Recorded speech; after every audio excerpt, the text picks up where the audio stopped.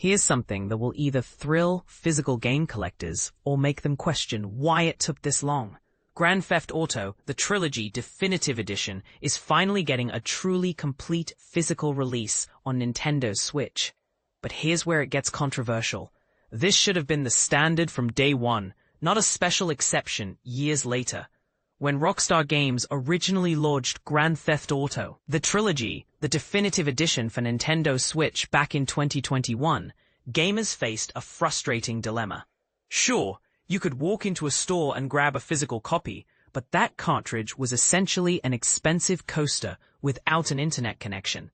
The game demanded additional downloads to function properly, leaving physical media enthusiasts feeling betrayed by what seemed like a half-hearted attempt at preserving gaming history.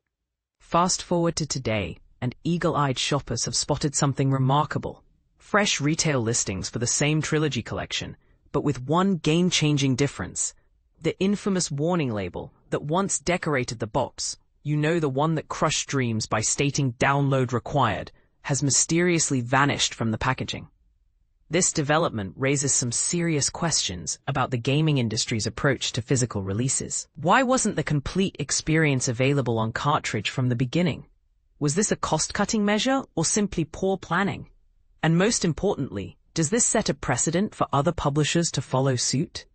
For collectors and preservation enthusiasts who have been patiently waiting on the sidelines, this represents a significant victory. No longer will you need to worry about server shutdowns, internet connectivity, or storage space limitations. Everything you need to experience Vice City, San Andreas, and Liberty City is right there on that little cartridge. However, this situation also highlights a troubling trend in modern gaming, where incomplete physical releases have become the norm rather than the exception. Should we really be celebrating what should have been standard practice all along? The timing of this release is particularly interesting.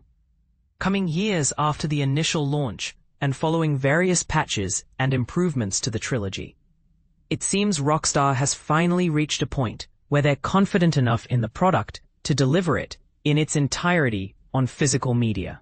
For those ready to make the jump, major retailers like Amazon are already taking orders for this genuinely complete physical edition.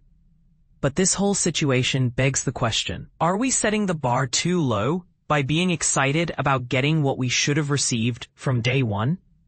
What's your take on this development?